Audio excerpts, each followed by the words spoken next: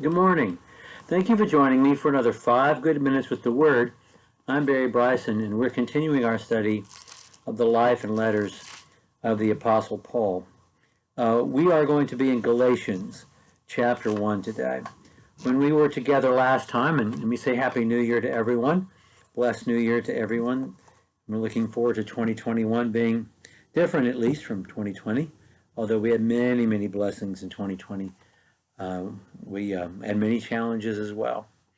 In Galatians chapter 1, the Apostle Paul gives his background and his conversion and what happened immediately following his conversion. This is information we don't get in Acts, and that's a pretty interesting development, because the writer of the book of Acts, as well as the writer of the Gospel of Luke, is Luke. and Luke is the one who did this researched biography of Jesus, researched history of the church. He had more access, first-person access as a historian to the Apostle Paul than he had anybody, but he doesn't include this information in the book of Acts. But we do have it. The Lord makes sure we have it. And Acts is exactly the way God wants it to be, and Galatians is exactly the way God wants it to be as well. But Paul's own telling of his background really enriches our understanding of the history. And of course, he does this several times. He does it in Galatians. He does it in Timothy. He does it in Philippians. He does it several times in the book of Acts, where he tells his story. We learn things here that we don't know, and some of these things involve Peter. We learn, for instance, in the book of Galatians chapter 1, that and I believe Galatians is written before the meeting in Acts chapter 15.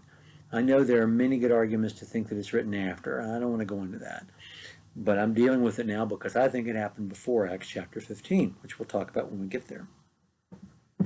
We find out that after Paul was converted on the Damascus road, was baptized, was preaching the gospel in Damascus and escaped from Damascus, that he went to the Arabian desert for a period of 3 years, in which evidently Jesus trained him personally. And so he went away to Arabia and then returned to Damascus. And then later he went up to Jerusalem to become acquainted with Cephas, he says in verse 18, and stayed with him 15 days. That's quite a specific number, he remembers.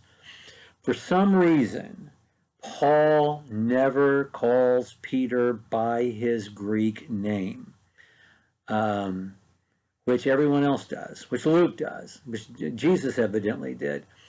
He doesn't call him Peter, Petros, Peter, Rock. He calls him his Aramaic name, Cephas. I think I mispronounced that. Rock. So he calls him Rock. His name is Simon. And he calls him the thing that Jesus renamed him, but he doesn't give him his Greek name. Why is that? I don't know.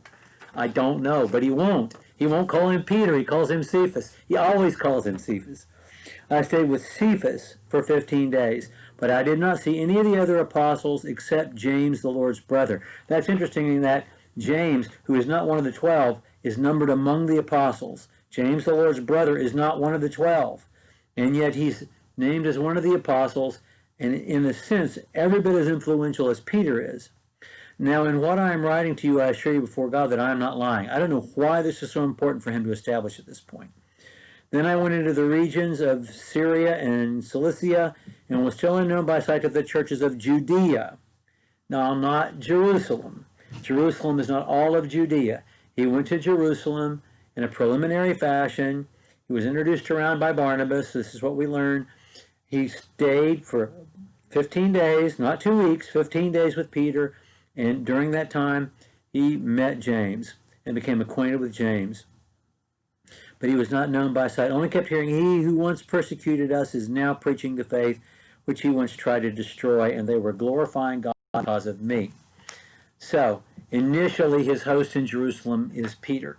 The one who introduces him around is Barnabas, the one who went and found him.